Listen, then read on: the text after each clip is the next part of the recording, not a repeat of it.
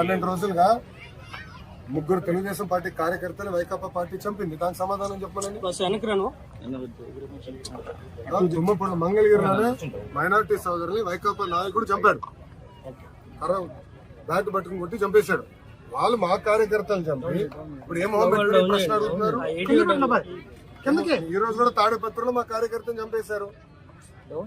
చంద్రబాబు నాయుడు గారు ఓర్పు సహనంతో మమ్మల్ని ఉండమన్నారు కనుక ఓర్పు సహనంతో ఉన్నాం.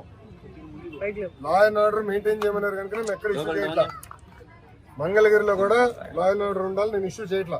చెప్తున్నా, మిమ్మల్ని అడుగుతున్నా, ఎక్కడండి వైకాపా కార్యకర్త ఎవరు దెబ్బ తగిలింది, ఎవరిని చంపాము, మేము ఒక్కడి జోలికి వెళ్ళాం. మేము వాళ్ళు ముగ్గురు మమ్మల్ని చంపి తిప్పి మా పైన ఆరోపణ చేస్తాం. కరెక్ట్ గా రుషికొండ ప్యాలెస్ బహిర్గతం అయింది ఏంటి సార్? 500 కోట్లు మీరు మొత్తం చూడండి, ఇంకా చాలా ఉన్నారు. ఇంకా ముఖ్యమంత్రి గారు దానిపైన నివేదిక అడిగారు. ఎంత ఖర్చు అయింది, దేనికి ఖర్చు పెట్టారు, మొత్తం డీటెయిల్స్ అడిగారు. ఇంకా రావాల్సిన అవసరం ఉంది.